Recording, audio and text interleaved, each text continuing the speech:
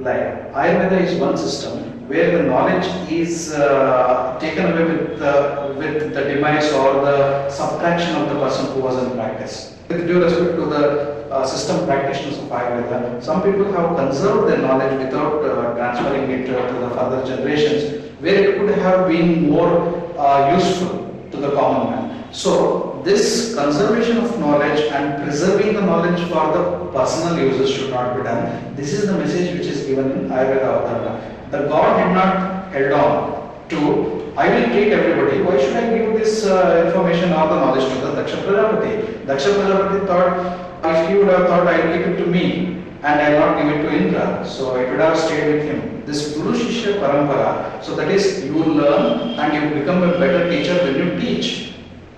Okay, this is the information. When you teach, when you take the science ahead, when you improvise it. Agnivesh, as we have discussed, is the first person to document where did the idea come from. So he thought, okay, all this time our elders are preaching the Ayurveda, let me document it. Probably the further generation depends much on the recorded knowledge. Okay, to getting graduated and post-graduated from the institution, is it enough to get a qualification that you are a doctor?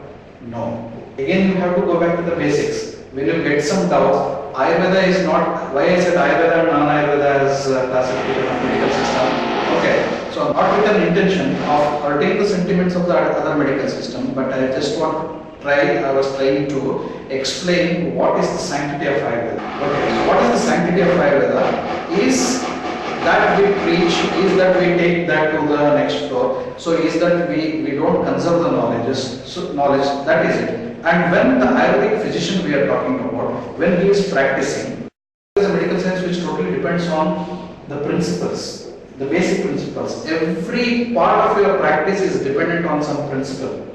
Okay, and that principle is not uniform for every physician. The way you understand. One of our Ayurveda teachers used to tell, if we give one verse from CHaraka Samhita to all the millions of people in the world and ask them to submit its meaning in a day, we will get so many million meanings. That means to tell that Ayurveda can be understood as in so many different ways. There is no one way of understanding it. It is your skill which makes you understand one Ayurvedic principle X in a different way when compared to me. When I am trying to understand, see it from a Y perspective, I am trying to understand.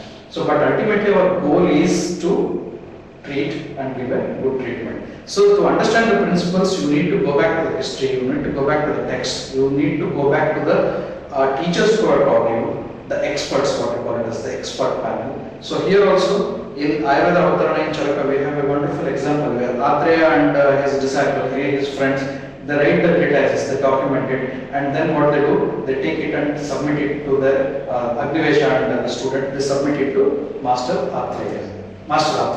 So why submission? Because they want an acknowledgement that whatever work we have done, it is not out of selfishness. Whatever you have taught, we have documented. If there is any wrong things in this, please correct. Evaluation should be done. Okay, you need to have an expert panel, you need to have the senior panel. The point of what we call it as approach. If I get a difficulty, where I should go, where I should approach. It is this history, it is these texts and treatises, it is the basics which have been written in Ayurveda which are difficult to understand, and the masters of Ayurveda who are teaching us. All these things assemble from the past.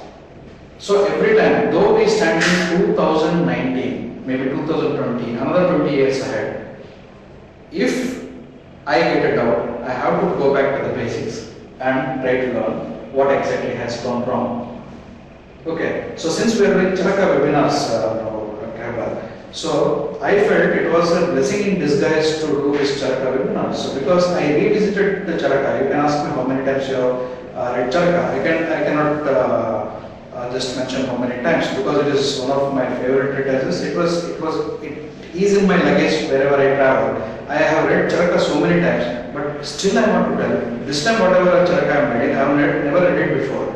This time whatever I am trying to understand Ayurveda, I have never understood it in such a way ever before. Why? Because here I teach, so I am teaching Ayurveda and practicing Ayurveda since 22 years. So why should I reread CHaraka again? Okay, so it is giving me fresher ideas. Because my understanding of Charaka in 2010 and 2019 will totally differ. Okay, but the text doesn't differ. That is the sanctity. That is the sanctity. My Charaka is Charaka, my Triphala is Triphala, my Sitapuladi is Sitapuladi, and my Guguru is Guguru. Even if we go 100 years ahead, there may be evolution of medications, evolution of everything, but the core of Ayurveda and the sanctity of Ayurveda, the heart of Ayurveda will remain the same. The Vata, Pitta and Kapha will never change. That is the basic. But the perspective of understanding Vata, Pitta and Kapha will change. Okay, so because we are advancing with the advancing science, with the technologies and tools available in today's date, I am trying to understand those things and implicate those things. I am also using the modern tools in understanding these things, which I did not do when I was a student. So these things, where does it come from? We go back and come. This to and fro journey is there in Ayurveda, so that is very wonderful. Even in the modern science also, different medical system or engineering, wherever we could have seen, they go behind the, so okay, so now periodic table, the student doesn't just study the periodic table. Who made the periodic table? How many elements were added? Where they were added? Where they were subtracted? What is atomic number? All these things. Who did that? They need to know. Okay, who was the father of physics? They need to know. Who is Rutherford? They need to know. Who was Newton? What is his contribution? They need. If they don't know Newton and they don't know just by heart the Newton's principle, what is the fun? Okay, so we have, if there is an origin, we have to start from the origin. Always the starting point is a point zero. Okay, if we start from there, we are humble. This rule applies for the Ayurvedic physicians also. So thank you very much, Dr. Raghuram. To learn more, please visit easyayurveda.com. Thank you.